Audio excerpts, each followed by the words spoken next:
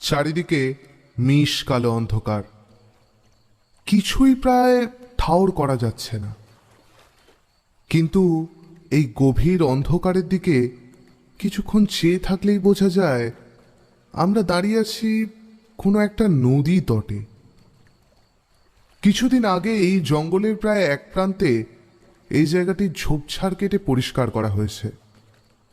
এখানে দাঁড়ালেই পাশ দিয়ে বহমান নদীর শান্ত বয়ে চলার শব্দ পাওয়া যায়।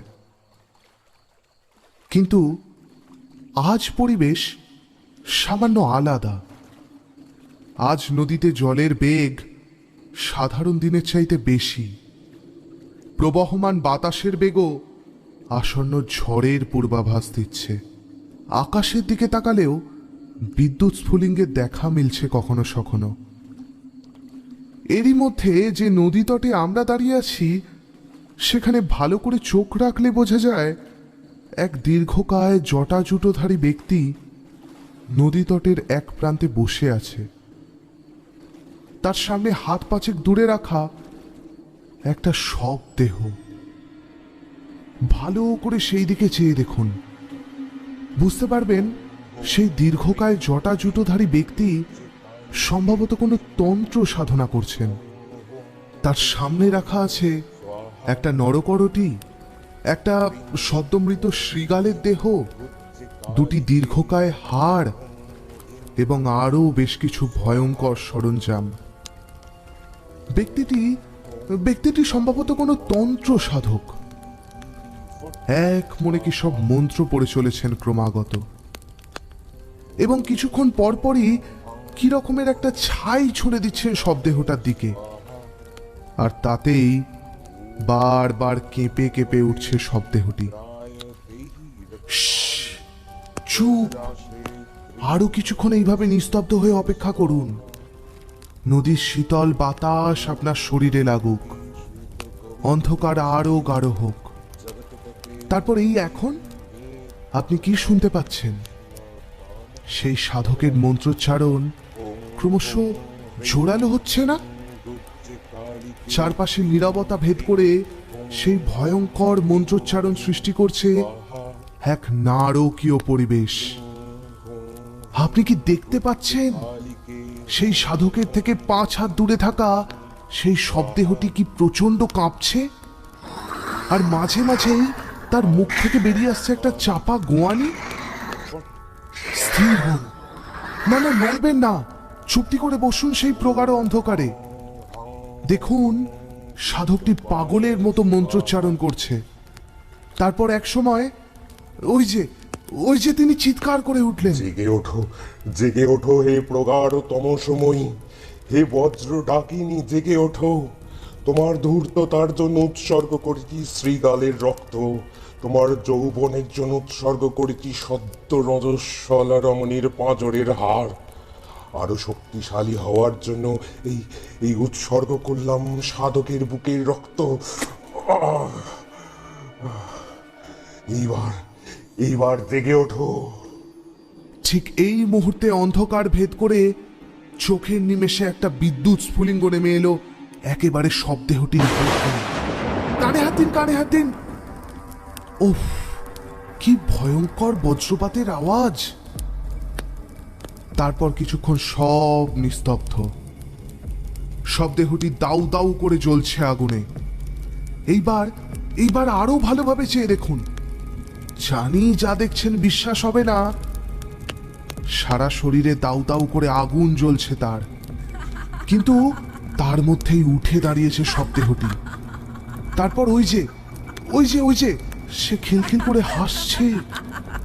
তার হাসির সঙ্গে সঙ্গেই আকাশে বিদ্যুৎ চমকে চমকে উঠছে, ঝড়ের হাওয়ার গতি বাড়ছে আরো। ওই শুনুন, সাধকটি পাগলের মতো হাসতে হাসতে বলছে,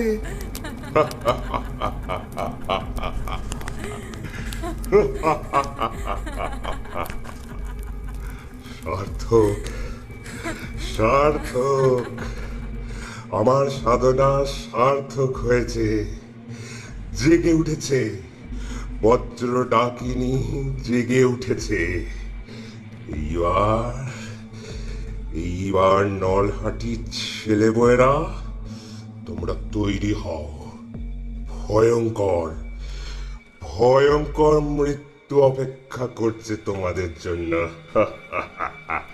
ব্যাস, আর নয়, আর এখানে থাকা আমাদের উচিত হবে না। আসুন, আমরা এবার এই নদী তট থেকে প্রস্থান করি। শুধু প্রস্থানের আগে জগদীশ্বরের কাছে একবার প্রার্থনা করুন, যে বিভীষিকার জন্ম আপনি নিজের চোখে হতে দেখলেন, তার হাত থেকে নলহাটির ছেলে বউরা যেন মুক্তি পায়। বিকাল, বাইরে ঝমঝম করে বৃষ্টি পড়ছে। আমি আর কিশোরী যথারীতি তারানাথের মটলিনের বাড়িতে বসে সদ্য ধোঁয়া ওঠা ফুলুরিতে কামন বসাচ্ছি। তারানাথও ফুলুরি শেষ করে বেগুনিতে একটা কামড় দিয়ে বলল, আমি জানতাম আজ তোমরা আসবে। এই সমস্ত বৃষ্টির দিনে গল্প শোনার নেশা যাদের একবার হয়েছে, তাদের পক্ষে এইসব দিনে বাড়িতে বসে থাকা অসম্ভব। গল্প বলেন কি? আপনার তো সব সত্যি ঘটনা। কিশোরী ফুট কাটল। তারানাথ তান্ত্রিকের বানিয়ে বানিয়ে গল্প বলার কোনো প্রয়োজন নেই। আমি এতদিন যা যা তোমাদের শুনিয়ে এসেছি সবই সত্যি ঘটনা, এক বর্ণ মিথ্যে নেই তাতে। একটু রেগে গিয়েই বলল তারানাথ। তারানাথের রাগ কমাতেই আমি বললাম, আহা, তা কেন? বিশ্বাসী যদি নাই করি তাহলে প্রত্যেকবার আসি কেন? কিশোরীর কথা ছাড়ুন তো, ওরকম বলেই থাকে। তোমরা বিশ্বাস করলে কি না করলে তাতে আমার বইয়েই গেল। যেসব ঘটনা আমি নিজের চোখে প্রত্যক্ষ করেছি তার সত্যাসত্য কি তোমাদের বিশ্বাসের উপর নির্ভর করে? তবে তোমরা আসলে আমার ভালো লাগে। আমার বয়স হয়েছে, চোখের জ্যোতিও কমে এসছে। এককালে এই চোখ দিয়ে দেখে মানুষের জন্ম মৃত্যু পর্যন্ত বলে দিয়েছি, আর আজ সময়ের করাল গ্রাস মানুষের থেকে সবকিছুই কেড়ে নেয় এক এক করে। এই দেখো না, আজ 3 দিন ধরে কোনো খদ্দের আসেনি। এখন ভাবি, বুঝলে, যৌবনের শুরুতে যদি জ্যোতিষ চর্চা, কুণ্ডলী বিচার এইসব নিয়ে পড়ে না থেকে প্রকৃত সাধনা করতাম, তাহলে জীবনটা হয়তো অন্যরকম হতো। তারানাথ জীবনের বহু ঘটনাই আমরা তারানাথের মুখ থেকে এর আগে শুনেছি। তার ছোটবেলায় জরাসুরের কবলে পড়া, যৌবনে ঘর ছেড়ে পথে বেরিয়ে পড়া, তারপর মহা ডামর তন্ত্রে সিদ্ধ মাতু বাগলির সঙ্গে সাক্ষাৎ, শেষমেশ অসমাপ্ত সব সাধনা এবং যোগিনী মধুসুন্দরী দেবীর থেকে কিছু বিশেষ ক্ষমতার প্রাপ্তি। এই সমস্ত রোমাঞ্চকর ঘটনাই তারানাথের নিজের মুখ থেকে আমাদের শোনা। আজকের খাওয়া দাওয়া পর্ব শেষ হবার পরই একটা পাসিং শো এর প্যাকেট তারানাথের দিকে এগিয়ে দিয়ে বললাম, আজ তাহলে কিছু একটা শোনান। এমন একটা বিশুদ্ধ গল্পের পরিবেশ নষ্ট হতে দেওয়া যায় না। কত ঘটনার কথাই তো তোমাদের বলেছি, আজ কি শুনতে চাও বলো? আপনাদের এই তন্ত্রমন্ত্রের ডাকিনী যোগিনীদের ব্যাপারে তো অনেকের কাছ থেকে অনেক কিছু শুনি। যোগিনীদের ব্যাপারে তো এই আপনার কাছ থেকেই অনেক কিছু জেনেছি। তা আজ বরং ডাকিনীদের নিয়ে কিছু বলুন না। আপনি কখনো নিজের চোখে সেরকম কিছু দেখেছেন? ডাকিনি? কেন দেখব না, নিশ্চয়ই দেখেছি। আমার জীবনের প্রথম সব সাধনার সময় তো তাদের দেখেছিলাম। তারা একই সঙ্গে ভয়ঙ্কর আবার ছলনাময়ী। পথ জানা না থাকলে তাদের হাত থেকে নিস্তারের কোনো উপায় নেই। তবে ডাকিনী বললেই আমার প্রথম মনে পড়ে বজ্র ডাকিনীর কথা। আমার জীবনের সমস্ত ভয়ঙ্কর অভিজ্ঞতাগুলির মধ্যে সব থেকে ভয়ঙ্কর হলো এই বজ্র ডাকিনীর দেখা পাওয়া। ওহ, সে ঘটনা জীবনে ভোলার নয়। বজ্র ডাকিনী, সেটা কি বস্তু? সেই ঘটনাটাই বলুন তাহলে। শোনো তাহলে। এই ঘটনা যখনকার, তখন আমার সদ্য মেয়ে হয়েছে। স্ত্রীকে নিয়ে আমার গ্রামের পৈতৃক বাড়িতেই আছি। আমার নাম ডাকও তখন খুব একটা কম না। আশেপাশের গাঁ থেকে রোজই কেউ না কেউ মাদুলি করাতে আসে, কেউ কুণ্ডলি বিচার করিয়ে নিয়ে যায়, অনেকে আবার হাত দেখাতেও আসে। তো একদিন দাওয়ায় বসে আছি, হঠাৎ এক বৃদ্ধ এলেন। মাঝারি উচ্চতা, মাথায় অল্প টাক, চোখে চশমা, পোশাক আশাকে একটা আর্থিক সচ্ছলতার ছাপ। বৃদ্ধ প্রথমেই আমাকে দেখে গড় হয়ে প্রণাম করলেন। আমি সেই দেখে কোনো রকম ইতস্তত করে বললাম, আরে করছেন কি? আমি আপনার থেকে বয়সে অনেক ছোট, এভাবে আমাকে লজ্জা দেবেন না। বৃদ্ধ আমার কথা শুনে হাত জোড় করে বলল, ও কথা বলবেন না ঠাকুর মশাই, আমরা হলাম কায়স্থের জাত। সদ্যজাত বামুনের ছেলেকেও গড় হয়ে প্রণাম করা আমাদের সাজে, শাস্ত্রের তো তাই নিদান। আমি গম্ভীরভাবে বললাম, শাস্ত্রের নিদান যাই হোক না কেন, মনুষ্যত্বের নিদানটাই সব চাইতে ওপরে। আর মনুষ্যত্বের নিদান বলে আমার বাবার বয়সী হয়ে আপনার এইভাবে আমাকে প্রণাম করাটা আর যাই হোক আমার কাছে সম্মানের নয়। আর এরকমটি করবেন না কখনো। আপনি আপনার গ্রামের যে বিপদের কথা বলতে এসছেন সেইটাই বলুন না হয়। বৃদ্ধ অবাক হয়ে আমার দিকে কিছুক্ষণ ফ্যাল করে চেয়ে রইল, তারপর বলল, না, লোকে তাহলে আপনার ব্যাপারে মিছে কথা বলে না। ভগবান তাহলে ঠিক লোকের কাছেই আমায় পাঠিয়েছেন। আহ, ঠিক লোক না ভুল লোক তার বিচার পরে করা যাবে। এখন আপনার মুখে সমস্ত ঘটনাটা আমি বিস্তারিত শুনব। আগে আমার নাম শ্রীপতিচরণ তালুকদার। নলহাটি গাঁয়ে এই অধমের বসত বাড়ি। পৈতৃক সূত্রে আমাদের চালের আড়ত। আমি আমার বাবার কাছ থেকে পেয়েছিলাম। আমার দুই ছেলে এখন আমার তত্ত্বাবধানে সেই ব্যবসা দেখভাল করছে। বড় ছেলেটির বিয়ে হয়ে গেছে, একটি পুত্র সন্তান আছে। ছোট ছেলেটি এখনো অকৃতদার। তারপর? যে কারণে আপনার কাছে আসা সেই কথাটাই এবার বলি। আমাদের নলহাটি গাঁয়ে দিন 15 হলো একটা ভয়ঙ্কর আতঙ্কের সৃষ্টি হয়েছে। এই আতঙ্কের শুরু হয় দিন 15 আগে আমাদের গাঁয়ের এক জেলে বিশ্বম্ভর মাইতির মৃত্যুর মধ্যে দিয়ে। বিশ্বম্ভর মারা যায় মাথায় বাজ পড়ে। অথচ কি অদ্ভুত দেখুন, যেদিন ও মারা যায় সেদিন এক ফোঁটা বৃষ্টি পড়া তো দূর, এতটুকু ঝোড়ো হাওয়া পর্যন্ত বয়নি। আমরা প্রথমে এটাকে নিতান্ত দুর্ঘটনাই ভেবেছিলাম, এমন গড় করিনি। কিন্তু এর দিন 7 মধ্যেই যখন আরো 4 জন গ্রামবাসী একের পর এক ওরকম অকস্মাৎ বজ্রপাতে মরল, তখন আমাদের টনক নড়ল। আপনিই বলুন ঠাকুর মশাই, এ কি কোনো সাধারণ কাণ্ড? মেঘ নেই, বৃষ্টি নেই, ঝড় নেই, হঠাৎ হঠাৎ বাজ পড়ে মানুষ মারা যাচ্ছে। প্রথমটা আমরা একজন বামুনকে দিয়ে একটা শান্তি সস্তায়ন মতো করালাম, কিন্তু তাতেও কোনো লাভ হলো না ঠাকুর মশাই। তারপর দিনই আরো একজন মরল ওই একইভাবে। তারপর পাশের গা থেকে রোজা ডাকালাম, মন্ত্র পড়ালাম, কত লোকে কত চেষ্টা করলো, কিন্তু কিছুতেই কিছু লাভ হলো না। এই 2 সপ্তাহে সব মিলিয়ে 11 জন মানুষ সকাল বজ্রাঘাতে মারা গেছে।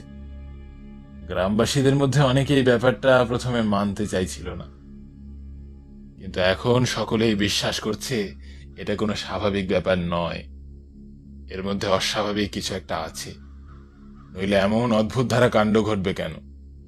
গায়ের মানুষগুলো আতঙ্কে একেবারে গুটিয়ে আছে ঠাকুরমশাই। বিকেলের পর প্রাণ হাতে করে রাস্তায় বের হচ্ছে। আর কি বা করবে বলুন? ওরা গরিব মানুষ, প্রাণের ভয়ে বাড়িতে বসে থাকলে তো আর ওদের চলবে না। তাই আপনাকে নিতে এসেছি ঠাকুরমশাই। আমার স্থির বিশ্বাস, এই ঘটনার যদি কেউ বিহিত করতে পারে তবে তা একমাত্র আপনি। ঠাকুরমশাই, আপনি যাবেন তো আমার সঙ্গে নলহাটিতে? যেতে তো হবেই। আপনার মুখে যা শুনলাম তাতে বোধ করছি আজকে রওনা দেওয়াটাই মঙ্গল। আর বেশি দেরি করাটা ঠিক হবে না। আমার কথা শুনে শ্রীপতিবাবুর মুখে হাসি ফুটল। তিনি জোড়হাত করে একবার আমাকে প্রণাম করে বললেন, চলুন তাহলে এই বেলায় বেরিয়ে পড়া যাক। এখন বেরোলে বিকেলের আগে ঠিক আমরা গায়ে পৌঁছে যাব। সেই দিনই মুখে দুটো অন্ন দিয়ে আমি শ্রীপতিবাবুদের সাথে বেরিয়ে পড়লাম। শ্রীপতিবাবুর সঙ্গে তার জ্যেষ্ঠ পুত্র ভূপতিচরণও এসছিল। আমাদের কথোপকথনের পুরো সময়টাই সে বাইরে দাঁড়িয়েছিল।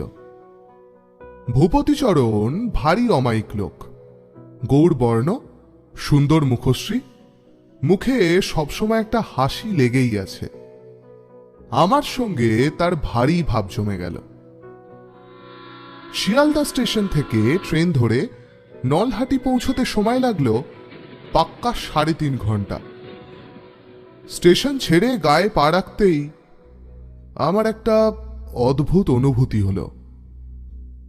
চারিদিকে কেমন একটা দমবন্ধ ভাব, গাছে গাছে পাখিরাও ডাকছে না যেন। বুকের মধ্যে একটা চাপা অস্বস্তি দানা পাকিয়ে উঠতে লাগলো।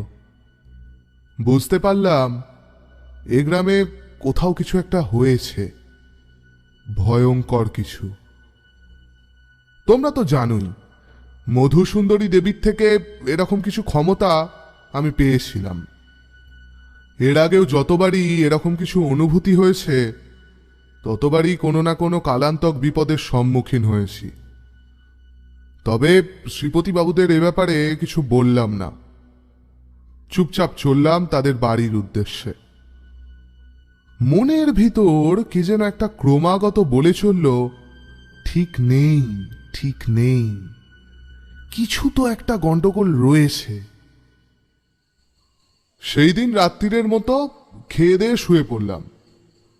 ট্রেনের যাত্রার দরুন শরীরের ধকল গিয়েছিল, ফলে শুতেই ঘুম চলে এলো চোখে। পরের দিন সকালবেলায় শ্রীপতিবাবুদের বাড়ির দাওয়ায় আলোচনার আসর বসল। সারা গাঁ থেকে বহু লোক এসছে আমার সাথে দেখা করতে। তারা সবাই এই খবর পেয়ে এসছে যে শ্রীপতিবাবু নাকি এমন একজনকে নিয়ে এসছেন যিনি নলহাটির এই ভয়ঙ্কর হত্যালীলার সমাপ্তি ঘটাতে পারবেন। তাদের সকলেরই মুখে আশার আলো। বন্যায় ভেসে যাওয়ার আগে সামান্য খড়কুটো ধরে মানুষের বাঁচতে চাওয়ার যে আশা, সেই আশার। আমি মুড়ি আর গুড় খেতে খেতে তাদের সবার কথাই শুনলাম। প্রত্যেকের প্রায় একই কথা। শ্রীপতিবাবুর কথার থেকে বিশেষ আলাদা কিছু তাদের মুখে শুনলাম না। শুধু এইটুকু জানা গেল যে সবকটা মৃত্যুই ঘটেছে রাতের দিকে, আর কোনো মৃত্যুরই কোনো প্রত্যক্ষদর্শী নেই। তবে অনেকেই নাকি শেষ কয়েকদিন বাজ পড়ার আওয়াজ পেয়ে সেই দিকে ছুটতেই অকুস্থল থেকে একটা আগুনের হলকা মতো কিছু ছুটে যেতে দেখেছে। ব্যাস এইটুকুই। আমি তাদের সকলের কথা শুনে তাদেরকে সাধ্যমতো আশ্বাস দিলাম যে আমার যেটুকু ক্ষমতা সবটা দিয়ে আমি চেষ্টা করব এই বিপদ ঠেকাবার। বাকিটা জগদীশ্বরের হাতে। আলোচনার শেষে সবাই একে একে বেরিয়ে যাওয়ার পর লক্ষ্য করলাম একটা মেয়ে উঠোনের এক কোণে দাঁড়িয়ে। শ্যামবর্ণা দীর্ঘকায় মেয়েটি কি একটা যেন বলার জন্য উসখুস করছে। আমি তাকে হাত দেখিয়ে কাছে ডেকে বললাম, তুমি কি কিছু বলবে মা? মেয়েটি কিছুক্ষণ আমার দিকে তাকিয়ে ইতস্তত করে বলল, ঠাকুরমশাই, আমার নাম রাধা রানী, আমি গ্রামেই থাকি। আপনি শুনেছি হাত দেখেন। গ্রামের এই অবস্থায় আপনাকে হাত দেখানো ঠিক হবে না আমি জানি, কিন্তু তবু আপনার কাছে কিছু জিনিস জানবার ছিল। আমি মৃদু হেসে বললাম, তুমি যা জানতে চাও তা বলার জন্য আমার হাত দেখার দরকার নেই মা। তোমার স্বামী বেঁচে আছেন, কিচ্ছু হয়নি তার। আমার কথায় মেয়েটা প্রায় ভূত দেখার মতো চমকে উঠল। তারপর কিছুক্ষণ স্তব্ধ হয়ে দাঁড়িয়ে থেকে বলল, ঠাকুরমশাই, ও ঘর ছেড়েছে প্রায় বছর 5 হয়ে গেল। ও কি আর কখনো ঘরে ফিরবে না? আমি যে রোজ ওর পথ চেয়ে বসে থাকি। না মা, তোমার স্বামীর আর ঘরে ফেরার সম্ভাবনা নেই। তিনি যে পথ বেছে নিয়েছেন তাতে একবার পা রাখলে আর ঘরে ফেরা যায় না। তুমি বরং তার ফেরার আশা আর করো না, বরং হাতের কাজ কিছু জানলে তা করো। আমার মন বলছে সেই পথে তোমার আর্থিক সমস্যা মিটবে। আমার কথায় মেয়েটির চোখ ছলছল করে উঠল। সে একবার আমাকে প্রণাম করে বলল, আপনি যা বললেন তাই করবো ঠাকুরমশাই। কিন্তু ও যেখানেই থাকুক দীর্ঘ জীবন লাভ করুক, এই আশীর্বাদ করুন। মিথ্যে আশ্বাস আমি কাউকে দিই না মা, তোমাকেও দেব না। সত্যি কথাটাই বলি, আসছে অমাবস্যায় তোমার বৈধব্য যোগ আছে। তুমি সাবধানে থেকো মা। ওই দিন ঘরের বাইরে বেরিও না। সারাদিন নির্জলা উপোস করে রাতে কিছু খেও। আচ্ছা, এখন তবে তুমি এসো মা। মেয়েটি আমার এই কথা শুনে পাথরের মতো কিছুক্ষণ দাঁড়িয়ে থাকলো। তার চোখের পাতা পড়ল না, ঠোঁটও নড়ল না। এমন ভাবেই কিছুক্ষণ দাঁড়িয়ে থাকবার পর মেয়েটি একসময় মাথা নিচু করে আস্তে আস্তে বাড়ি থেকে বেরিয়ে গেল। আমিও একটা দীর্ঘশ্বাস ফেললাম। মেয়েটার কপালে আমি আরো একটা জিনিস সেদিন দেখেছিলাম, সেটা আর তাকে বলিনি। কি দেখেছিলেন? কিশোরী প্রশ্ন করল। প্রতিহন্তারক যোগ। সেটা কি? ওই মেয়ে নিজেই তার স্বামীর মৃত্যুর কারণ হবে, এ ওর কপালে স্পষ্ট লেখা ছিল। তারানাথের কথা শুনে কিশোরী আর আমি দুজনেই পরস্পরের মুখের দিকে একবার তাকালাম। তারপর দুজনে মিলেই একসঙ্গে পড়লাম, তারপর কি হলো? বলছি শোনো। এরপর দেখতে দেখতে 7-7টা দিন কেটে গেল। মাঝে আমি একদিন মহাবন্ধন যজ্ঞ করলাম। মহাবন্ধন যজ্ঞ নিয়ে আরেকখানা ভালো ঘটনা আছে, সেটা না হয় আরো একদিন বলবো। আপাতত এইটুকু জেনে রাখো, কোনো বড় এলাকায় অশুভ শক্তির প্রবেশ বন্ধ করার জন্য এরকম যজ্ঞ করা হয়। যাই হোক, সেই যজ্ঞের ছাই নিয়ে আমি সারা গাঁয়ের চারিদিকে পরীক্ষা বরাবর দণ্ডি মতো কেটে দিলাম। এরপর থেকে দিন চারেক পর্যন্ত আর কিছু ঘটল না। শ্রীপতিবাবু সহ গ্রামের অনেকেই ধরে নিলেন যজ্ঞে কাজ হয়েছে, আর কোনো দুর্ঘটনা ঘটবে না নলহাটিতে। কিন্তু আমি নিজে তো ভালো করেই বুঝতে পারছিলাম যে যজ্ঞতে যে কাজটা হয়েছে তা সাময়িক। নলহাটির আকাশে যে ভয়ঙ্কর বিভীষিকা দানা বেঁধেছে তার প্রতিকার এত সহজে হওয়ার নয়। আপনি তখনও বুঝে উঠতে পারেননি যে ওই মৃত্যুগুলো একের পর এক কেন ঘটেছিল? তখন অবধি কিছুই বুঝে উঠতে পারিনি, আর সেটাই তো আমাকে ভিতর থেকে কুড়ে কুড়ে খাচ্ছিল।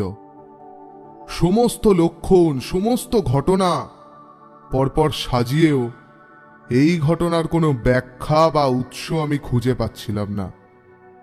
আর সেই কারণেই আমার ভিতরকার অস্থিরতা আরও বাড়ছিল। কিন্তু আমাকে বেশি অপেক্ষা করতে হলো না। পঞ্চম দিনের দিন রাত্রিবেলাতেই এমন একটা ঘটনা ঘটল যাতে সবটা আমার কাছে জলের মতো স্পষ্ট হয়ে গেল।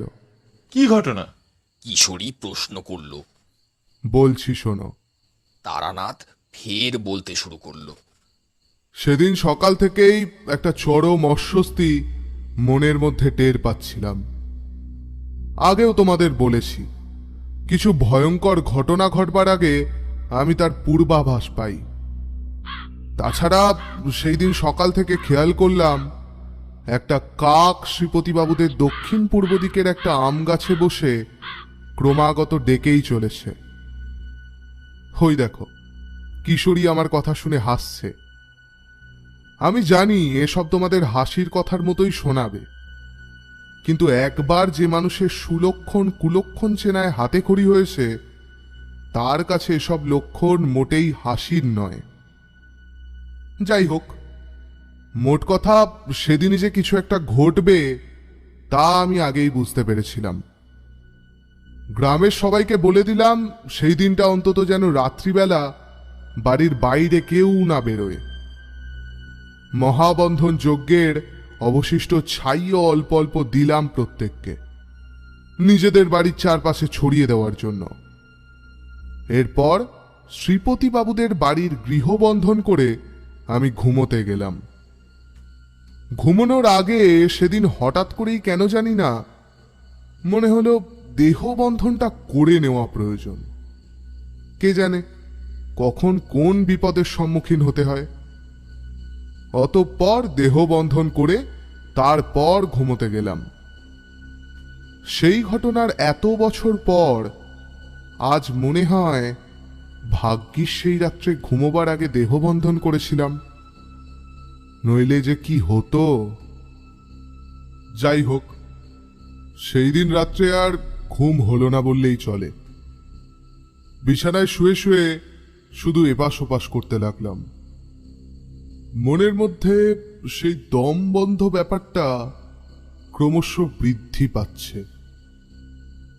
এক সময় এরকম এপাশ ওপাশ করতে করতে হঠাৎ কিভাবে জানি ঘুম জড়িয়ে এসছিল চোখে।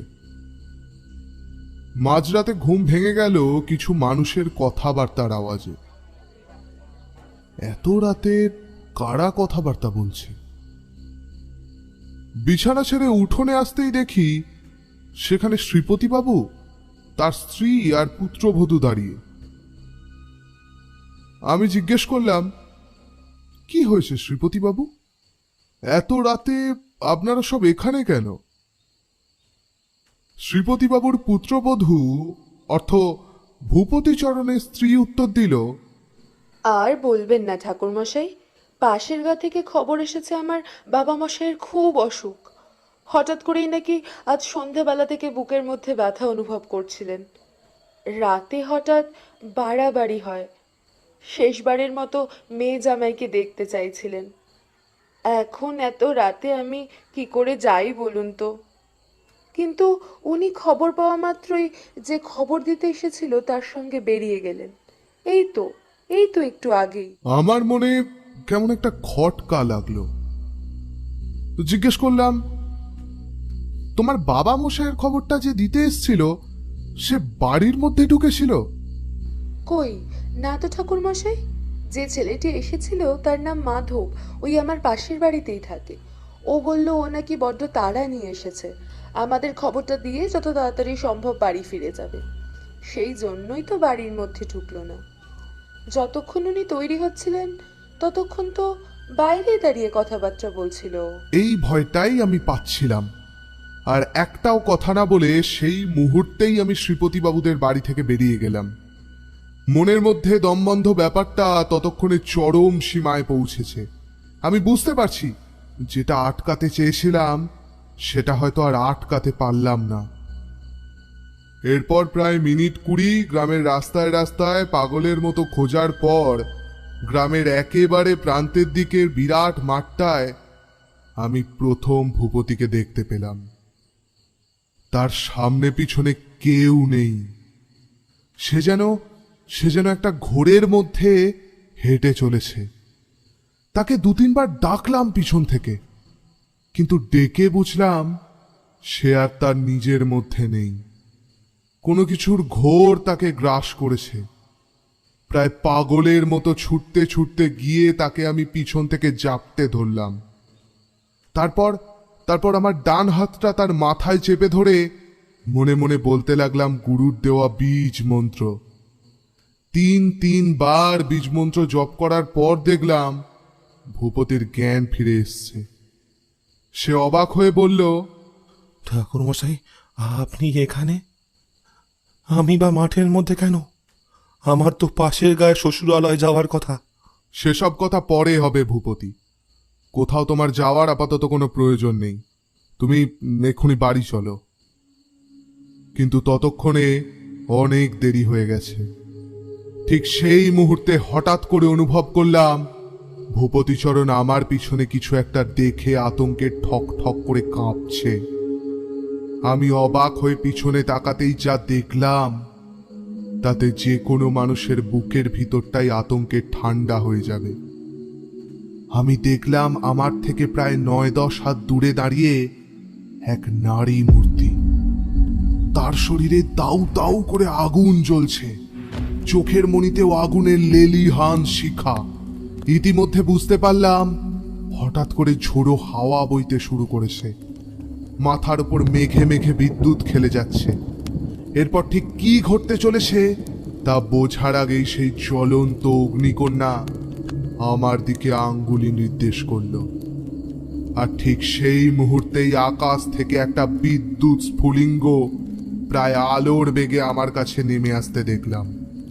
সেই প্রচন্ড বিদ্যুতের শিখা আকাশ ভেদ করে আমার দিকে সোজা নেমে এলো। তারপর ঠিক আমার মাথার ওপর 5 হাত দূরে হঠাৎ অদৃশ্য কিছুতে ধাক্কা খেয়ে যেন ছিটকে গেল। আর তারপরই আমার চোখের সামনে সেই বিদ্যুৎ শিখা সোজা প্রবেশ করলো ভূপতির শরীরে। তার সারা শরীর দাউ দাউ করে জ্বলে উঠল আগুনে। সঙ্গে সঙ্গেই প্রচন্ড বজ্রপাতের শব্দ প্রায় কানে তালা লাগিয়ে দিল। আমি দেখলাম আমার চোখের সামনে ভূপতি অসহ্য যন্ত্রণায় পাগলের মতো চিৎকার করতে করতে তার জ্বলন্ত শরীর নিয়ে মাঠের মধ্যে দৌড়চ্ছে। আর অন্যদিকে ঠিক তখনই সেই বিভৎস নারী মূর্তি হাড় হিম করা হাসিতে ভেঙে টুকরো টুকরো করে দিচ্ছে রাত্রির সমস্ত নীরবতা। ঠিক সেই দিন সেই মুহূর্তে ওই মাঠের মধ্যিখানে দাঁড়িয়ে আমার কি হলো জানি না, হঠাৎ করেই আমার চোখের সামনে প্রায় সিনেমার দৃশ্যের মতো ভেসে উঠল বহুদিন আগে পড়া একটা পুরনো পুঁথির কথা। পুঁথিটির নাম হংস পারমেশ্বর। সেই পুঁথির প্রথম পাতার ওপর মার্জিত হস্তাক্ষরে দেবনগরী হরফে লেখা একটা শব্দ আমি পড়তে পারলাম, বজ্র ডাকিনী সাধনাম। বজ্র ডাকিনীর ব্যাপারটা এইবার তোমাদের বলা প্রয়োজন। তোমরা নিশ্চয়ই জানো আমার ঠাকুরদা ছিলেন একজন মস্ত বড় তান্ত্রিক। তন্ত্র সাধনা নিয়ে তার নিজের লেখা অনেক পুঁথি যেমন ছিল, তেমনি ভারতবর্ষের বিভিন্ন প্রান্ত থেকে তিনি সংগ্রহ করেছিলেন বহু পুঁথি। এইরকমই একখানা পুঁথি ছিল হংস পারমেশ্বর। সেই পুঁথিটি আমি কৌতূহলবশত প্রথম পড়েছিলাম কৈশোরেই, লুকিয়ে লুকিয়ে, কিন্তু তখন বুঝিনি। পরে সাধনার পর আবার যখন বইটা পড়েছি তখন বুঝেছি ওটা আসলে একটা রত্ন ভাণ্ডার। যাই হোক, হংস পারমেশ্বরে বজ্রডাকিনী জাগরণ ও সাধনার বিস্তৃত পদ্ধতি বর্ণিত ছিল। সেই দিন সেই রাতে ওই অবস্থায় কিভাবে যেন আমার অবচেতন মন আমাকে জানিয়ে দিয়েছিল যার সামনে আমি সেদিন রাতে দাঁড়িয়েছিলাম সে আর কেউ নয়, সাক্ষাৎ বজ্র ডাকিনী। সেই ঘটনার পরের দিন সকালেই আমি তড়িঘড়ি নলহাটি থেকে আমার গ্রামে ফিরে গেলাম। সেখানেই ছিল পুঁথিটা। সেটা ভালো করে পড়ে বুঝলাম আমার ধারণায় কোনো খাত নেই, যা বুঝেছি ঠিক তাই। নলহাটিতে কেউ বজ্র ডাকিনীর সাধনা করেছে। আচ্ছা, এই যে বজ্র ডাকিনীর কথা বলছেন, এরা কি প্রেতাত্মা গোছের কিছু? এরা হলো মনুষ্য সমাজের পরপারে বসবাসকারী অশুভ শক্তি। মূলত সূক্ষ্ম শরীরেই এরা বসবাস করে। এদের ক্ষমতা একজন সাধারণ মানুষের চেয়ে অনেক গুণ বেশি।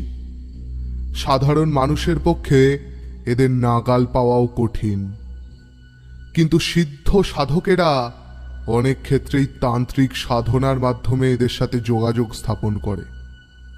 অনেক ক্ষেত্রে এদের শবদেহে স্থাপিত করে নিজের বশবর্তী করে কাজে লাগায়। আবার কোনো কোনো ক্ষেত্রে সব দেহেরও প্রয়োজন হয় না, এরা সূক্ষ্ম শরীরেই বশ মানে। যাই হোক, এত সব তত্ত্বকথা তোমাদের বলে লাভ নেই, তোমরা কিছু বুঝবেও না, উল্টে এইসব নিয়ে হাসি মশকরা করবে। মানুষের নিয়মিত ওই।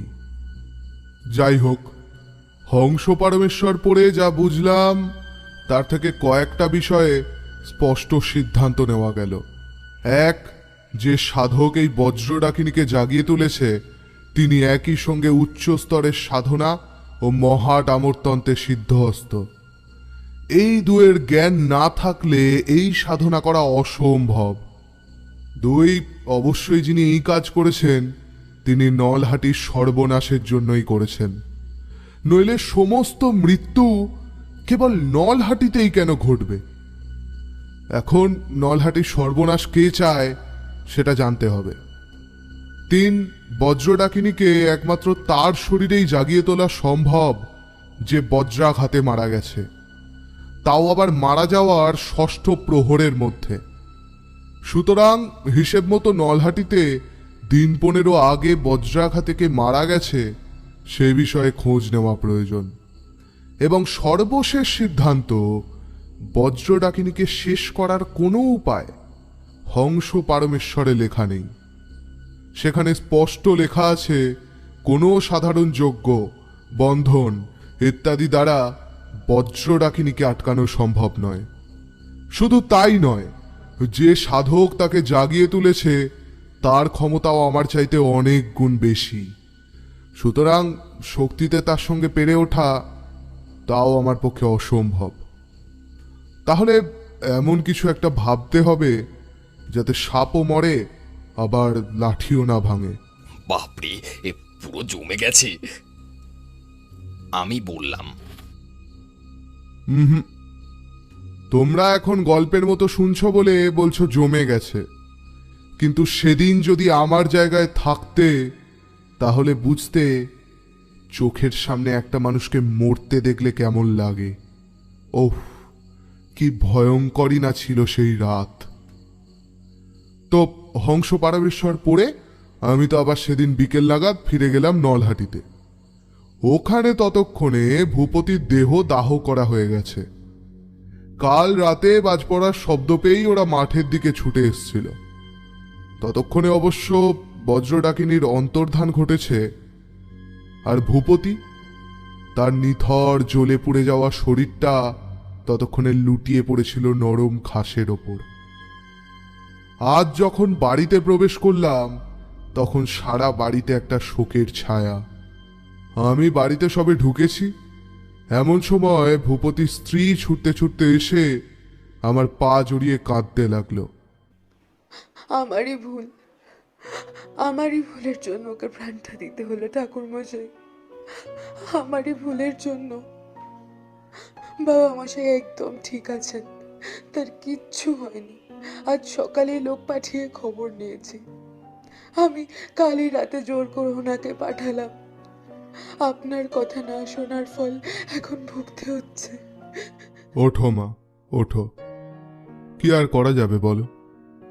যার যাবার ছিল তাকে কি তুমি আর আটকাতে পারবে? তবে চিন্তা করো না মা, আমি কথা দিলাম আর একটি প্রাণকেও আমি বিনা দোষে মরতে দেব না। এই যে শুনুন, আগেও তো ওই একই কথাই বলেছিলেন, কিছুই তো করতে পারলেন না। যত সব ভোগবাজি, ঠক, জোচ্চোরের কারবার। কথাটা বলল 1 বছর 21-এর যুবক, দীর্ঘ দেহ, পেশিবহুল শরীর, চোখে মুখে অহংকারের ছাপ। নৃপতি, কোথায় কি বলতে হয় জানো না তুমি? জানো উনি কে? হবে কোনো তান্ত্রিক ওঝা রোঝা। তোমার আর কাজ কি? যত সব ভণ্ডগুলোকে ধরে আনো আর বাড়িতে পোষো। কাজের কাজ তো কিছুই হয় না, যত সব। আমি তোমাকে বলছি নৃপতি, তুমি এই মুহূর্তে উপরে যাও। আর একটা কথাও যদি তুমি এখানে বলো, আমি ভুলে যাব তুমি আমার ছেলে। বাবার কথায় নৃপতি নাক ফোলালো। একবার রোষ কটাক্ষে আমার দিকে তাকালো, তারপর পিছন ফিরে গট করে এগিয়ে যেতে থাকলো দোতলার দিকে। দোতলা সিঁড়ি দিয়ে সে অদৃশ্য হয়ে যেতেই শ্রীপতিবাবু হাত জোর করে বললেন, ওর হয়ে আমি ক্ষমা চেয়ে নিচ্ছি ঠাকুরমশাই। ওকে আপনি চেনেন না, ও নৃপতি, আমার ছোট ছেলে। এই কদিন কলকাতায় ছিল, দাদার মৃত্যুর খবর পেয়ে ফিরে এসেছে। কি বলবো ঠাকুরমশাই, নৃপতি ওর দাদার একেবারে বিপরীত। ধর্মে মতি নেই, চরম নাস্তিক। ওর সঙ্গে কথা বলে কেউ কখনো শান্তি পায়নি। পাবে পাবে, ওর সঙ্গে কথা বলে অনেকেই শান্তি পাবে। আমার কথা শুনে শ্রীপতিবাবু একটু ভ্রু কোঁচকালেন। তিনি বললেন, মানে? এই শোকের সময় আমার হয়তো এই কথাটা বলা উচিত নয়, কিন্তু সত্যি তো বেশি দিন চাপা থাকে না, একদিন তো তা প্রকাশ পাবেই। তাই বলছি, শুনে রাখুন। আপনার এই ছেলেকে আপনি বেশি দিন ঘরে বেঁধে রাখতে পারবেন না। ওর মধ্যে সাধক হওয়ার সব লক্ষণ স্পষ্ট। ও ভবিষ্যতে খুব বড় একজন সাধক হবে, মানুষের হিত করবে। আরও একটা ধাক্কার জন্য আপনি তৈরি থাকুন। খুব শিগগিরই আপনার এই ছেলে ঘর ছাড়বে। আমার কথাগুলো শুনে শ্রীপতিবাবু সহ সেখানে উপস্থিত প্রত্যেকে পাথরের মতো স্থির হয়ে গেলেন। তাদের সকলের দৃষ্টির সামনে দাঁড়িয়ে আমার এক মুহূর্তের জন্য যেন সেদিন মনে হয়েছিল কথাটা হয়তো সেই সময় দাঁড়িয়ে না বললেই ভালো হতো। যা ঘটার তা এমনিই ঘটবে, মানুষ তা আগে থেকে জানলেই কি আর না জানলেই বা কি। এর পরের ঘটনাগুলো তোমাদের সংক্ষেপে বলি। ভূপতির দেহ যেদিন দাহ করা হয়েছিল সেদিন সন্ধেবেলাতেই শ্রীপতিবাবুদের বাড়িতে সমস্ত গ্রামবাসীকে নিয়ে আর একটা আলোচনা সভা বসল, বা বলা ভালো আমার কথায় বসানো হলো। সেখানে আমি নিজের চোখে আগের রাতে যা যা দেখেছি সবটা বললাম। সেসব শুনে অনেকে শিহরিত হলো। কেউ কেউ পাশের জনকে জাপটে ধরল, আবার কেউ কেউ আতঙ্কে মুখ পাংশুটে করে বসে রইল। এর হাত থেকে মুক্তির কি কোনো উপায় নেই ঠাকুরমশাই? আছে, নিশ্চয়ই আছে। এক রকমের মিথ্যা আশ্বাস দিয়ে আমি বললাম, তবে তার আগে আমার কিছু প্রশ্নের উত্তর জানা প্রয়োজন।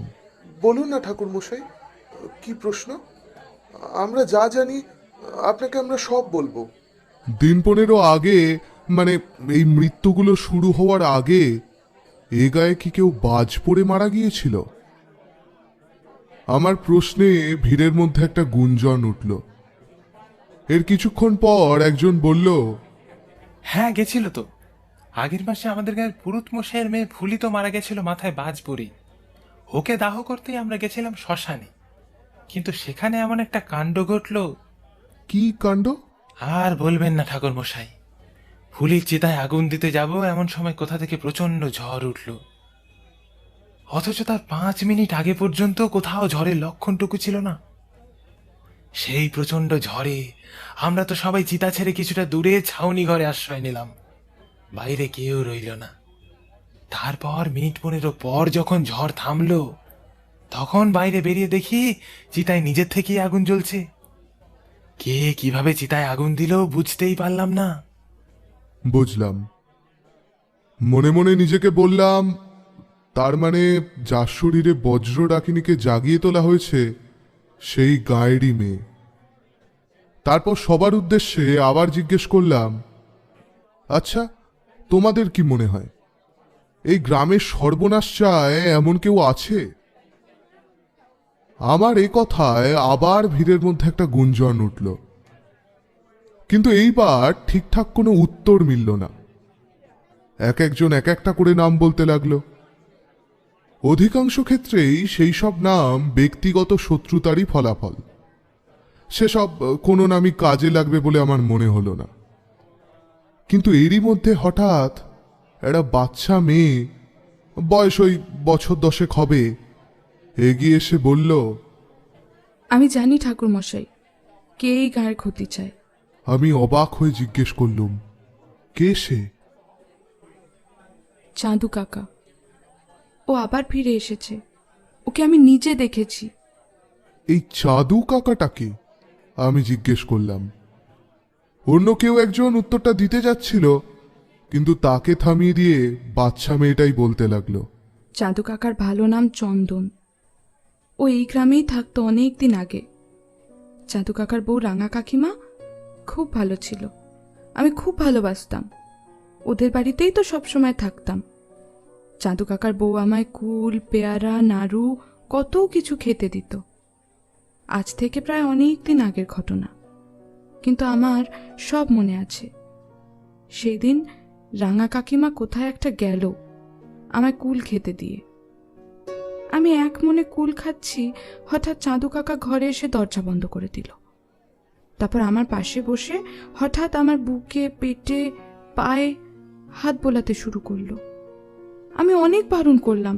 চাঁদু কাকা বলল, রাগ করে না খুকি, আমি তো তোমায় আদর করছি। এমনভাবে অনেকক্ষণ আদর করার পর আমার পেটের মধ্যে খুব যন্ত্রণা হলো। আমি চিৎকার করলাম। আমার শরীর থেকে রক্ত বেরোচ্ছিল। কোথা দিয়ে রক্ত বেরোচ্ছিল জানো? যেখান দিয়ে আমি... থামো থামো, আর বলতে হবে না মা, এসো আমার কাছে এসো। মেয়েটিকে কাছে টেনে নিয়ে আমি তার মাথায় হাত বুলিয়ে দিতে লাগলাম। একজন পুরুষ হয়ে ওই 10 বছরের নিষ্পাপ মেয়েটার মুখের দিকে তাকাতে সেদিন আমার লজ্জা করছিল। এরপর গায়ের একজন বলল, ওর নাম টুসু, এ গায়েই থাকে। বাপ মা মরা মেয়ে, মামা মামির কাছে মানুষ, ভালোবাসার কাঙাল। চাঁদুদের বাড়ি যেত চাঁদুর বউটার কাছে। চাঁদুর বউ টুসুকে খুব ভালোবাসত। ও যেদিনের কথা বলছে, বছর 5 আগে সেই দিন আমরা ওকে চন্দনের বাড়ি থেকে উদ্ধার করি। মাত্র 5 বছর বয়সের মেয়েটার সেদিন জামা কাপড় ছিন্ন বিচ্ছিন্ন ছিল, শরীর ছিল রক্তাক্ত। ওই শয়তানটা এই ছোট্ট মেয়েটার সাথে আরো যে কি কি করেছিল তা এত লোকের সামনে বলতে আমার মুখে বাঁধে ঠাকুর মশাই। এই মেয়েটা নিষ্পাপ, ওর মন সরল, তাই এমন ভাবে সবটা বলতে পারল। সেদিন গায়ের সকলের কাছে বেধড়ক মার খেয়েছিল চাঁদু, প্রায় মরতে মরতে বেঁচেছিল যাকে বলে। ওই ঘটনার পরের দিন রাত থেকেই ওকে আর খুঁজে পাওয়া যায়নি, ও নিখোঁজ। আমরা তো ভাবতাম ও বোধহয় লজ্জায় আত্মহত্যা করে মরেছে। না, চাঁদু কাকা বেঁচে আছে। ওই চোখ আমি দেখেছি, আমি প্রথমবার দেখেই চিনতে পেরেছি। শুধু অনেক বড় বড় চুল আর দাড়ি হয়েছে চাঁদু কাকার, ঠিক সন্ন্যাসীদের মতো। আমাদের গায়ের পাশে যে জঙ্গলটা, তার এক ধারে আমি 2 দিন দেখেছি ওকে। কি সব করছিল যেন। সেই জায়গাটাতে তুমি আমাদের নিয়ে যেতে পারবে টুসু? কেন পারবো না, চলো আমার সাথে, এক্ষুনি নিয়ে যাব, কোনো অসুবিধা নেই। টুসুর সঙ্গে জঙ্গলের এক প্রান্তে সেই স্থানটিতে গিয়ে আমার আর কোনো সন্দেহই রইল না। যে সাধক সেখানে আস্তানা গেড়েছিল, সে বোধহয় লোকজনের আওয়াজ পেয়ে বর্তমানে গা ঢাকা দিয়েছে। কিন্তু তার সাধনের স্থানটিতে বজ্রডাকিনী সাধনার সমস্ত লক্ষণ স্পষ্ট। মনে মনে যেন আরো খানিকটা অসহায় বোধ করলাম। এর কি যে বিহিত করব তা আমি নিজেও জানি না। এর পরের দিন আরো একটা মহাবন্ধন যজ্ঞ করলাম। আগের মতোই তার ছাই ছড়িয়ে দিলাম গ্রামের এক প্রান্তে সাময়িক প্রতিবিধান হিসেবে। কিন্তু মনের মধ্যে দ্বন্দ্ব মিটল না, বুঝলে তো। কারণ আমি তো জানি এইসব করে কিছুই হবে না। এমন একটা পথ খুঁজে বার করতে হবে যাতে এই সমস্যার মূল একেবারে গোড়া থেকে উৎপাটিত করা যায়। এরপর আমি আবার আমার গ্রামে ফিরে গেলাম। সেখানে তন্ন তন্ন করে সমস্ত পুঁথি, তন্ত্র সম্বন্ধিত যাবতীয় বই সব ঘাঁটলাম, কিন্তু কোথাওই আশাদায়ক কিছু পেলাম না। এত খোঁজার পরেও কিছু না পেয়ে আমি তো এক প্রকার সমস্ত আশা ছেড়েই দিয়েছিলাম। কিন্তু তখনই ঘটল অদ্ভুত ঘটনা, যা আমাকে আবার আশার আলো দেখালো। কি ঘটনা? কিশোরী জিজ্ঞেস করে। বলবো, তবে তার আগে একটা সিগারেট খাবো। অনেকক্ষণ ধরে গল্প বলছি। আর একটা সিগারেট না হলে ঠিক জমছে না।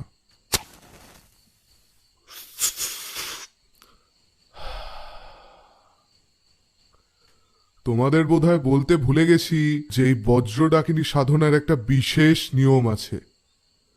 বজ্র ডাকিনীকে জাগিয়ে তোলার দুই পক্ষের মধ্যে তাকে সম্পূর্ণ বশ করা যায় না, তবে এই সময়কালে সে সাধকের কিছু আদেশ পালন করে। এই বজ্র ডাকিনী কিন্তু সাংঘাতিক। এদের অঙ্গুলি হেলনে বজ্রপাত হয়। নলহাটির এই বজ্র ডাকিনীকে জাগিয়ে তুলেছিল যেই সাধক, সে যে খুব শিগগিরই একে বশ করে ফেলবে, সেই দুশ্চিন্তাই আমাকে আরো অস্থির করে তুলছিল।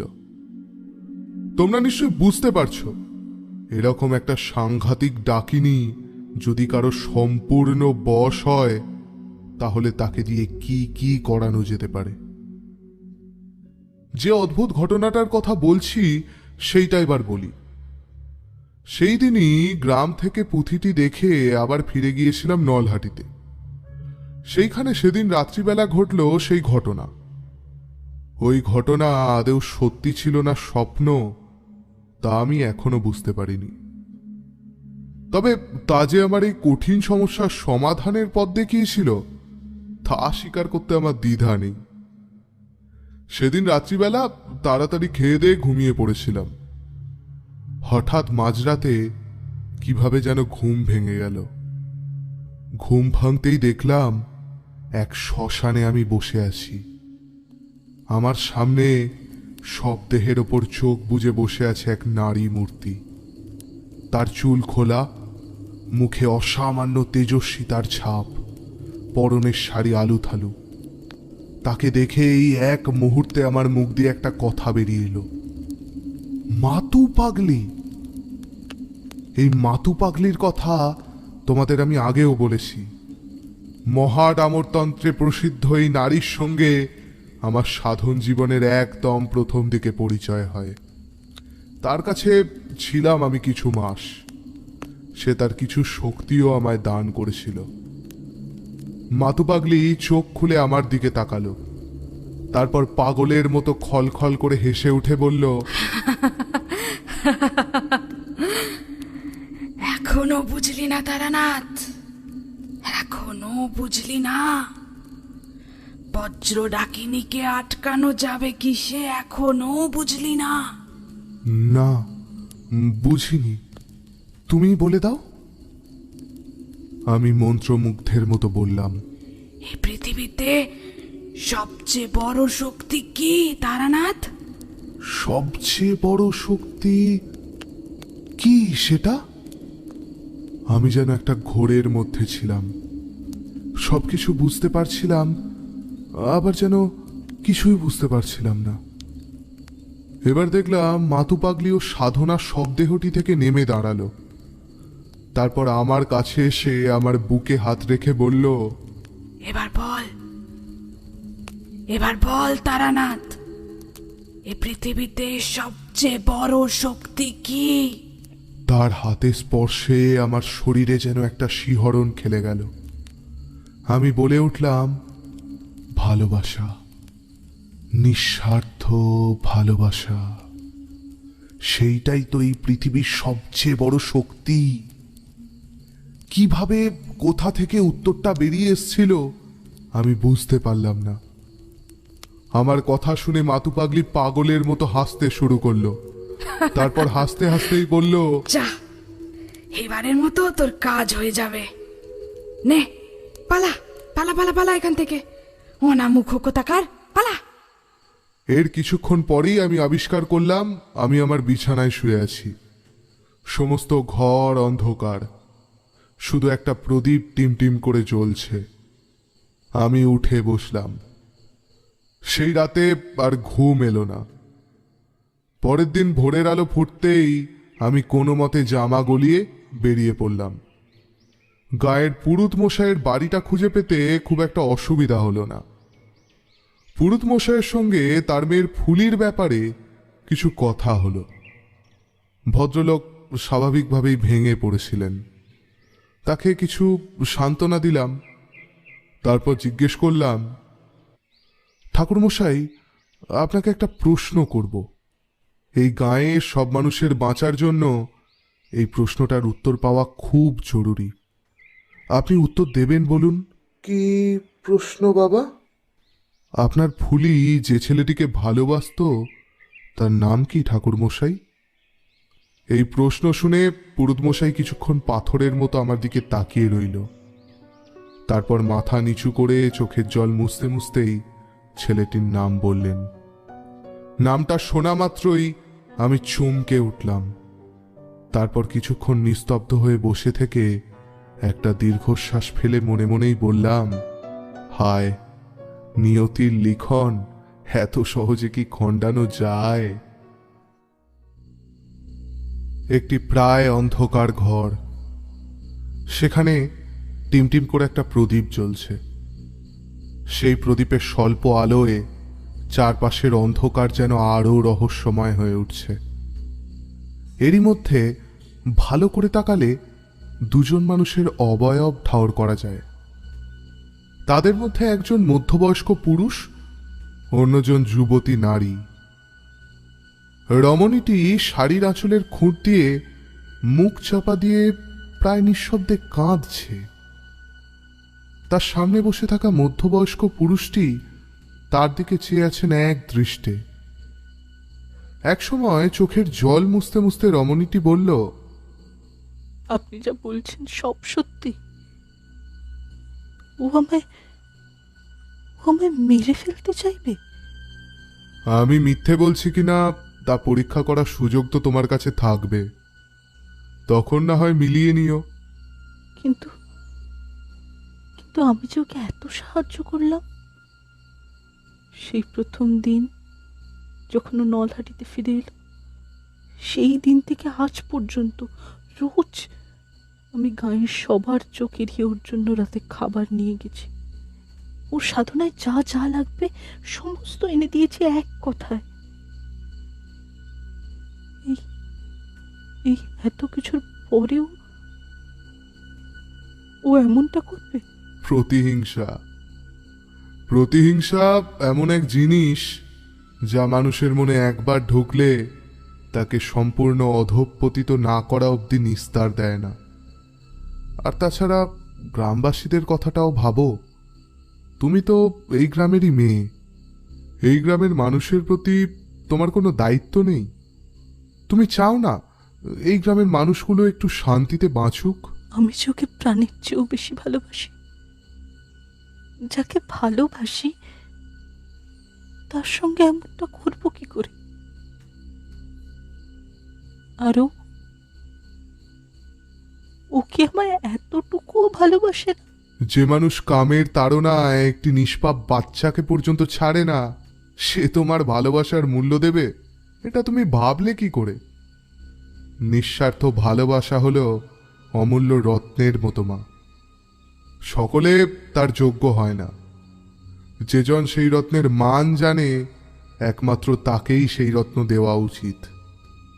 বাঁদরের গলায় মুক্তোর মালা ঝোলালে মুক্ত মুক্তই থাকে বটে, কিন্তু মালাটা ছিঁড়ে যায় এই যা।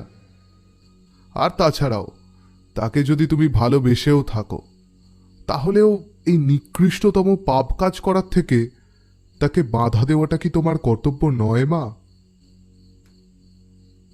রমণী কিছুক্ষণ চুপ করে থাকে, তারপর ক্রমশ মৃদু সম্মতিসূচক মাথা নাড়ায়।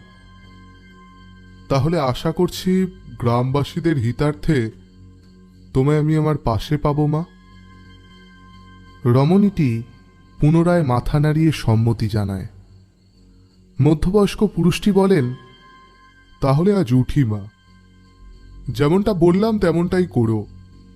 এই নলহাটির মানুষ আজীবন তোমার কাছে কৃতজ্ঞ থাকবে। রমণীটি পুনরায় সম্মতিসূচক মাথা নাড়ায়। মধ্যবয়স্ক পুরুষটি সেই ঘর থেকে বেরিয়ে যান। ঘরের প্রদীপের আলো ক্রমশ স্বল্প হতে হতে একসময় দপ করে নিভে যায়। তারপর থেকে যায় শুধু অন্ধকার, নিস্তব্ধতা আর এক রমণীর নিঃশব্দ কান্নার সুর। ভালো করে কান পাতলে বোঝা যায় রমণীটি একটাই কথা পাখি পড়ার মতো বারংবার নিঃশব্দে আউড়ে চলেছে, আর সেই কথাটি হলো, হায় ঈশ্বর, আমার পেটে যে সন্তান যে আসছে তাকে শুধু তুমি দেখো, তুমি দেখো, হে ঠাকুর তুমি দেখো। এইবার কিন্তু আমরা প্রায় এই ঘটনার শেষ পর্বে পৌঁছে গেছি। সমাপ্ত সিগারেটটা পাশের নারকেলের মালায় গুঁজতে গুঁজতে বলল তারানাথ। মন দিয়ে শোনো। দেখতে দেখতে আর একটা অমাবস্যা চলে এলো। সেই অমাবস্যাতেই যে সেই সাধক বজ্রডাকিনী বশীকরণ যজ্ঞতে বসবে তা আমি বিলক্ষণ জানতাম, কারণ ইতিমধ্যেই সেই সাধক আরো হিংস্র ও ভয়ানক হয়ে উঠেছে। শেষ কিছুদিনে নলহাটির নিরীহ মানুষদের প্রাণনাশের সকল চেষ্টা তার ব্যর্থ হয়েছে। ভূপতির পরে নলহাটিতে সেদিন পর্যন্ত আর কেউ মারা যায়নি।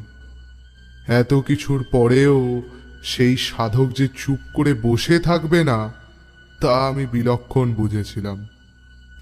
বিশেষ করে যার মনে প্রতিহিংসার আগুন লকলক করছে তার পক্ষে এই সুযোগ ছাড়া অসম্ভব।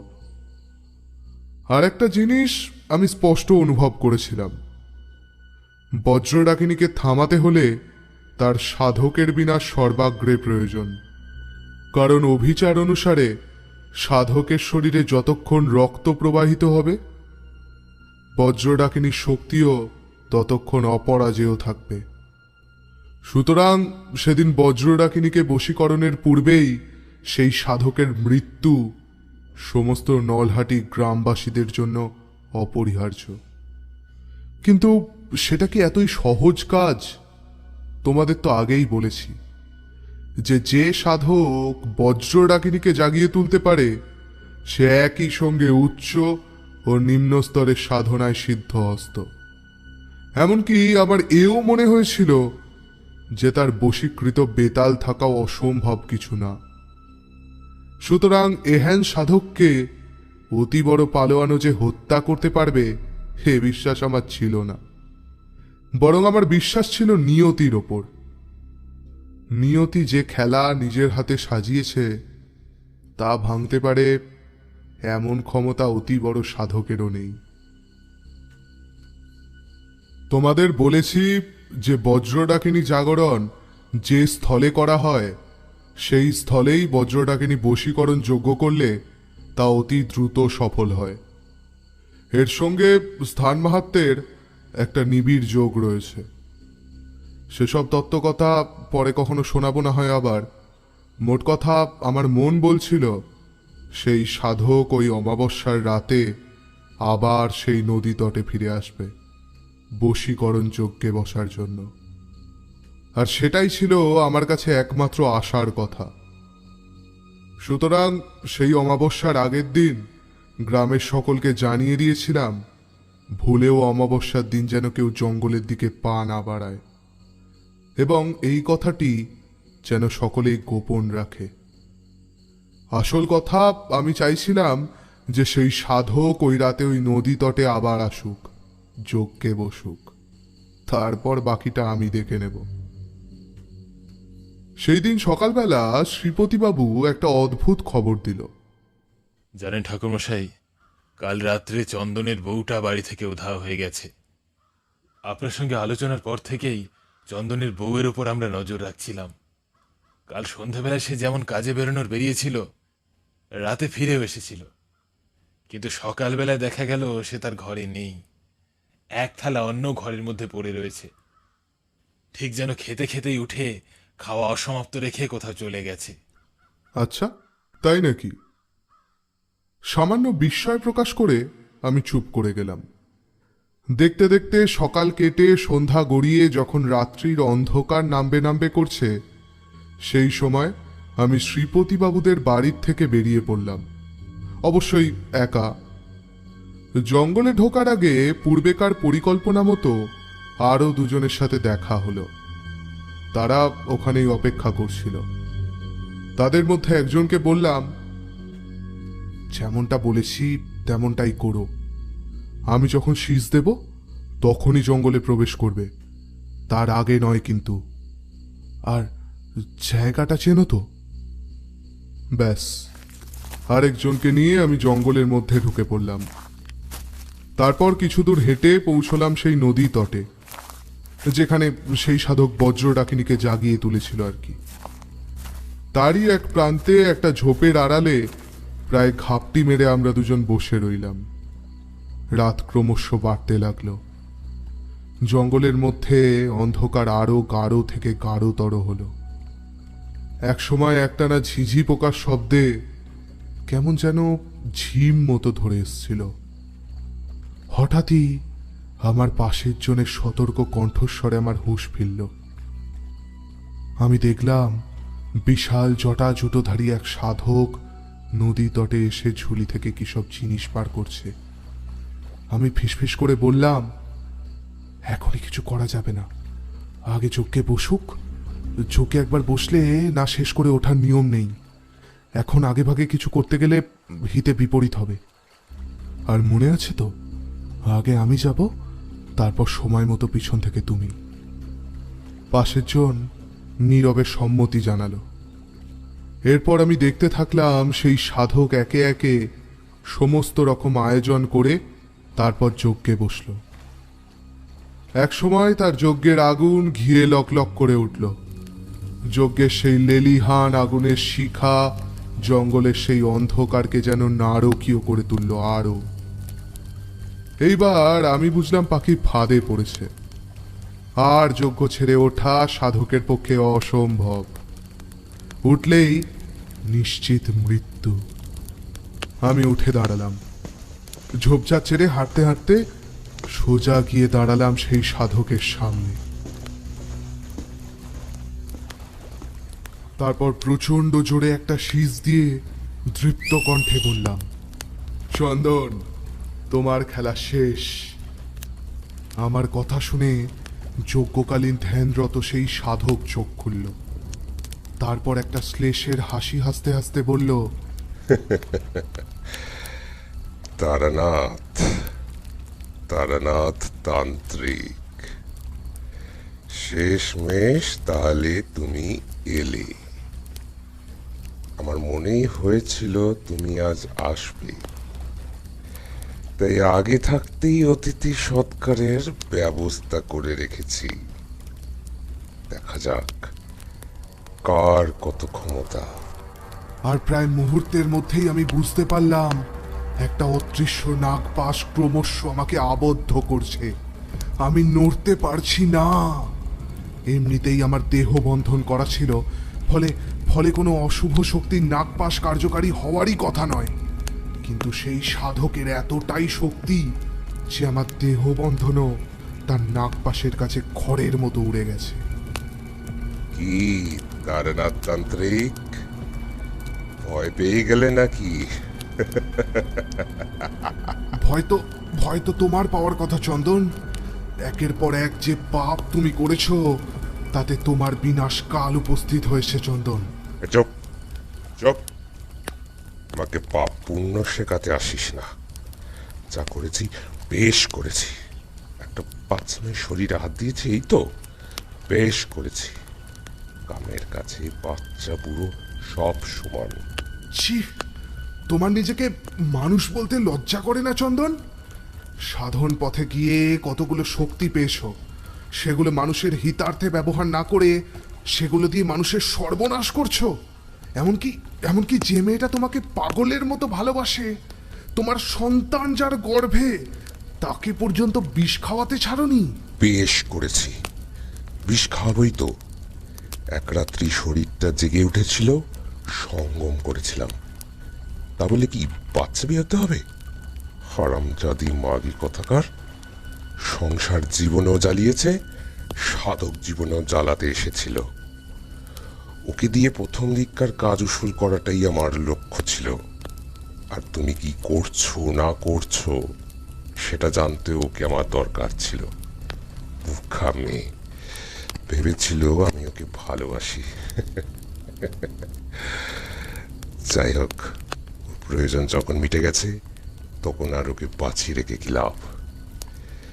এবার তুইও বরং তোর সময় গুনতে শুরু কর। আর কিছুক্ষণের মধ্যেই আজকের প্রথম বজ্রপাতের সঙ্গে সঙ্গে আমার বশীভূত হয়ে যাবে বজ্র ডাকিনী। আর জানিস তো, একবার বশীভূত হলে তার শক্তিও কত গুণে বৃদ্ধি পাবে। তখন আর কোনো শক্তি তাকে ঠেকাতে পারবে না। তোর দেহবন্ধন তো তার কাছে নস্যি। আজকে তার প্রথম শিকার হবি তুই, তারপর নলহাটির সমস্ত ছেলে বউদের পালা। এক রাতের মধ্যে গাঁও জার্ক হয়ে যাবে। চন্দনের গায়ে হাত তোলার ফল এখানকার লোক হাড়ে হাড়ে টের পাবে। দাঁড়াও চন্দন, এখনই এতটা তাড়াহুড়ো করো না। খেলা এখনো শেষ হয়নি। পিছনে ঘুরে দেখো মৃত্যু আসলে কার জন্য অপেক্ষা করছে। আমার কথা শুনে চন্দন খানিকটা অবাক হয়েই পিছনে ফিরে তাকায়। তারপরই ভূত দেখার মতো চমকে ওঠে। সে দেখে তার পিছনে দাঁড়িয়ে আছে এক ভয়ঙ্করী নারী মূর্তি। তার পরনে আলুথালু হওয়া শাড়ি, হাওয়ায় উঠছে চুল, চোখে দাউ দাউ করে জ্বলছে ক্রোধের আগুন, আর হাতে চকচক করছে শানিত খড়গ। রাধারানী, তুই তুই তো ওই বিষ মেশানো অন্ন খেয়ে। হ্যাঁ, আমি রাধারানী। কি ভেবেছিলিস তুই? তোর দেওয়া বিষাক্ত অন্ন খেয়ে আমি মরে গেছি, তাই না? আমার শরীর রাতের অন্ধকারে শেয়াল কুকুরে ছিঁড়ে খেয়েছে, তাই না? আসলে তোর সমস্ত পরিকল্পনা আমি আগেই জেনে গিয়েছিলাম ঠাকুরমশাইয়ের কাছ থেকে। তাও তোকে পরীক্ষা করছিলাম শেষবারের মতো। কিন্তু কালকে তোর দেওয়া অন্ন খেয়ে পাড়ার বিড়ালটা যখন মরে গেল, তখন আর কোনো সন্দেহ রইল না। আমি ওই বিড়ালটাকে পিছনের বাগানে পুঁতে দিয়ে গা ঢাকা দিলাম ঠাকুরমশাইয়ের কথা মতো আমাদের গায়ের পুরুত মশাইয়ের বাড়িতে, যাতে তুই ভাবিস আমি মরে গেছি আর আবার ফিরে আসি সেখানে মরবার জন্য। রাধারানীর কথা শুনতে শুনতে পাগলের মতো কি একটা ছাই বারবার যজ্ঞের আগুনে ছুড়ে দিচ্ছিল চন্দন। ওতে কোনো লাভ হবে না চন্দন, সেটা তুমি ভালো করেই জানো। তোমার কোনো শক্তি আজ রাধারানীকে আটকাতে পারবে না। এটা হলো নিয়তির লিখন। তোমার মৃত্যু আজ ওর হাতেই লেখা। তুমিও তা ভালো করেই জানো। পৃথিবীর কোনো শক্তি, তোমার কোনো শক্তি এ লেখা খণ্ডাতে পারবে না চন্দন। না, এ হতে পারে না। প্রায় পাগলের মতো চিৎকার করে ওঠে চন্দন। তারপর আবার জোরে জোরে মন্ত্র পড়তে থাকে। তার মন্ত্রে আকাশে হঠাৎ মেঘ জমতে শুরু করলো। প্রচন্ড জোরে ছুটতে শুরু করলো হাওয়া। মেঘে মেঘে খেলা করতে থাকে বিদ্যুৎ। আমি চিৎকার করে উঠি, এইবার এইবার আর দেরি করো না, সন্তানদের রক্ষা করো। পর মুহূর্তেই আমি দেখি রাধারানী ছুটে আসছে চন্দনের দিকে। তার চোখে প্রচন্ড আক্রোশের আগুন। হাওয়ায় উঠছে তার খোলা চুল, আর হাতের খড়গ যজ্ঞের আগুনের আলোয় বারংবার যেন চকচক করছে। এক মুহূর্তের জন্য তাকে দেখলে মনে হবে যেন স্বয়ং মা কালী নেমে এসছে খড়গ হাতে অসুর বিনাশে। চন্দন পিছন ফিরে তাকাবারও সময় পায় না। আর তার আগেই শুনতে পাই প্রবল আক্রোশের সাথে গর্জে ওঠে রাধারানীর শানিত খড়গ। মুহূর্তের মধ্যেই যজ্ঞের আগুনের মধ্যে ছিটকে পড়ে চন্দনের শরীর থেকে বিচ্ছিন্ন হয়ে যাওয়া মাথাটা। আর তারপর দু একবার কেঁপে ওঠে যজ্ঞের আসনেই উল্টে পড়ে যায় চন্দনের শরীরটা। আমি দেখি রাধারানীর তেজও ক্রমশ কমে আসছে। এক সময় মাথায় হাত দিয়ে সে জ্ঞান হারায়। আর ঠিক তার পরের মুহূর্তেই যজ্ঞবেদীর মধ্যে একটা বিশাল বাজ পড়ে। আমি চোখ বন্ধ করে নিয়েছিলাম। চোখ খুলতেই দেখতে পাই সেই ভয়ঙ্কর বজ্র ডাকিনী দাঁড়িয়ে আছে আমার চোখের সামনে। তার চোখে জ্বলছে প্রতিহিংসার আগুন। সে উন্মাদিনীর ন্যায় চিৎকার করে ওঠে, আর সঙ্গে সঙ্গে কান ফাটানো 5টি বজ্রপাতের আওয়াজ শোনা যায়। আমি প্রবল আশায় বুক বেঁধে নিজেই নিজেকে বলতে থাকি, তার তো এতক্ষণে এসে যাওয়ার কথা, অনেক আগেই তো শীষ দিয়েছি। 1, 2, 3, 4। আমি এসে গেছি ঠাকুরমশাই। নৃপতির গলা পেয়ে আমার বুকের মধ্যে একটা ভরসা ফিরে পাই। চিৎকার করে তাকে বলে উঠি, এই এই এই যে এই যে এই যে নৃপতি, এই তোমার ফুলি, ওকে শান্ত করো, ওকে শান্ত করো। তুমি একমাত্র তোমার ভালোবাসাই পারবে ওকে শান্ত করতে। ইতিমধ্যে বজ্র ডাকিনীকে দেখে নৃপতি আতঙ্কে কাঁপতে শুরু করে দিয়েছিল। আমার কথা শুনে সে যেন সামান্য বল পায়। বজ্র ডাকিনীর দিকে এগিয়ে এসে সে বলে, ফুলি, আমার ফুলি, তোর এই অবস্থা কে করেছে? আমায় চিনতে পারছিস? আমি নৃপতি, তোর নৃপতি। ফুলি। বজ্র ডাকিনী আরো একবার চিৎকার করে ওঠে। সঙ্গে সঙ্গে অনেকগুলো বজ্রপাতের শব্দ। এটা আমি ফুলি, এটা আমি। আমার কথা তোর মনে নেই? আমরা একসঙ্গে সেই ছোটবেলা থেকে খেলা করেছি, পুকুর পাড়ে মাছ ধরেছি, বৃষ্টিতে ভিজে আম কুড়াতে গেছি। তারপর এই তো সেদিন আমরা একে অপরের হাত ধরে কথা দিয়েছিলাম আমরা এই জীবনে একে অপরকে ছাড়া আর কাউকে কখনো ভালোবাসবো না। আমি তোর সঙ্গে বিয়ের কথা বাবাকে বলতেই যেতাম, কিন্তু তার আগেই তো তুই আমায় ছেড়ে চলে গেলি। এই রুক্ষ বদরাগী মেজাজি মানুষটাকে তুই ছাড়া আর কেই বা ভালোবাসতে পেরেছিল ফুলি? সেই তুই যখন চলে গেলি আমি আর পারিনি এ গায়ে থাকতে। পালিয়ে গিয়েছিলাম কলকাতায়। এই গায়ের সর্বত্র যে তুই আছিস ফুলি, তোকে যে আমি সব জায়গায় দেখতে পাই। আমায় এখনো চিনতে পারছিস না ফুলি? এখনো চিনতে পারছিস না?